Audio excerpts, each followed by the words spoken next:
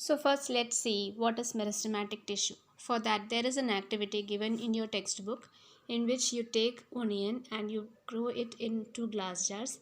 When it grows a little you can measure the length of the root. So you can see from the root from the onion the root starts growing, that there is growth in from the onion bulb. The root starts growing and it increases day by day. So that shows that at the root tip, that is the root tip which keeps on dividing. So meristematic tissue is present at the root tip. So meristematic tissue, when we talk about meristematic tissue, it is the growth of plants occur only in certain specific regions, and that specific region consists of meristematic tissue. These tissues keep on dividing. Dividing tissue is known as meristematic tissue. Now depending on the region where they are present, they are divided into apical, lateral and intercalary.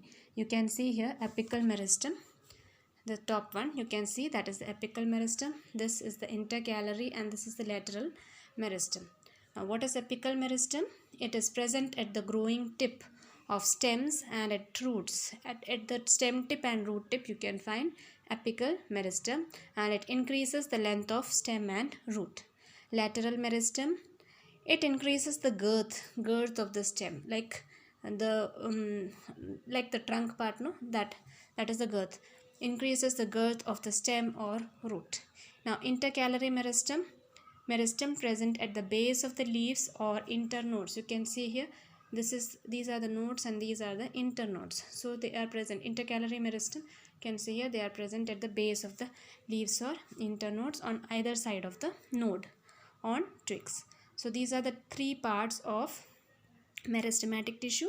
What are they? Apical meristem, lateral meristem and intercalary meristem. Apical meristem is present at the growing tip of stems and roots. It increases the length of the stem and root. Lateral meristem, it increases the girth of the stem or root. Intercalary meristem is present at the base of the leaves or at internodes.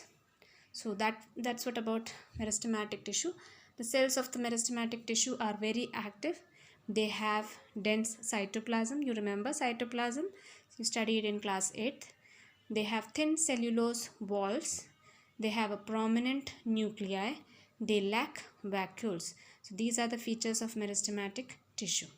So we have talked about meristematic tissue. When we were discussing the classification, we discussed that the plant tissue is divided into meristematic and permanent tissue. So under meristematic we had seen apical, lateral and intercalary meristem. Now coming to permanent tissue, they are the cells formed by meristematic tissue and they take up a specific role and lose the ability to divide. So after meristematic tissue has already divided, after that they become permanent. They don't no more they keep on dividing, so they become permanent tissue. The process of taking up a permanent shape, size and a function is called differentiation. Cells of meristematic tissue differentiate to form different types of permanent tissue. So we will see the types of permanent tissue. Permanent tissue is divided into simple and complex. Now simple permanent tissue is again divided into parenchyma, collenchyma and sclerenchyma, and complex is divided into xylem and phloem. The other this one division you need not study in this class. You will be studying in higher classes. Just remember this much. Permanent tissue is divided into simple and complex. Again simple is divided into parenchyma, collenchyma and sclerenchyma, and complex is divided into xylem and phloem. Now we will see simple permanent tissue. There we were talking about permanent tissue. Permanent tissue is divided into simple and complex. Now we will see simple permanent tissue. Simple permanent tissue is divided into three: parenchyma, collenchyma and sclerenchyma. So first parenchyma, you can see here, it's Parenchyma, parenchyma. Now in this the cells are unspecialized cells. They have thin cell walls. They are living cells, loosely packed. When they are loosely packed, you can see some spaces in between the cells. So they are having intercellular spaces They provide support to plants. They store food. They contain chlorophyll and perform photosynthesis. So when parenchyma tissue contains chlorophyll and performs photosynthesis, they are called chlorenchyma. In aquatic plants, large air cavities are present, and they give buoyancy. Buoyancy, that means it will be able to float in water. Aquatic plants. In aquatic plants, the parenchyma cell is present in the form of aerenchyma. That means air cavities are present.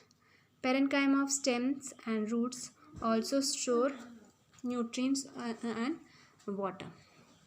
So you can see here the figure: parenchyma tissue, nucleus, cytoplasm, vacuole, intercellular space are present. Here next picture you can see storage parenchyma. Here you can see aerenchyma with large intercellular space. You can see chlorenchyma. It's palisade parenchyma that's present here. So this is about parenchyma.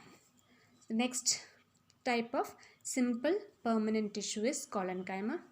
Collenchyma, the cells are living, elongated. You can see the picture here, elongated, irregularly thickened at the corners. There is less intercellular space. In parenchyma, there is more intercellular space, whereas in collenchyma, there is less intercellular space. Flexibility in plants is due to this tissue, and it allows easy bending. You are able to bend the leaf, the stem of the leaf, you are able to bend it. That is because of collenchyma tissue. So it allows easy bending in various parts of a plant, leaf, stem, without breaking. So that is collenchyma.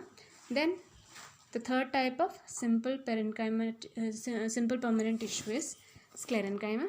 Here the cells are dead. Remember, in parenchyma and collenchyma the cells are living, but in sclerenchyma the cells are dead. Cells are long and narrow. You can see the picture. The walls are thickened due to lignin, a chemical substance which acts as a cement and hardens them. So lignin is a chemical substance which will harden the cells. Then walls are so thick that there is no internal space inside the cell. You can see the difference. Parenchyma there was more intercellular space, collenchyma less intercellular space, and sclerenchyma lot of no intercellular space is present. It is present in stems around vascular bundles. You remember vascular bundles, xylem and phloem.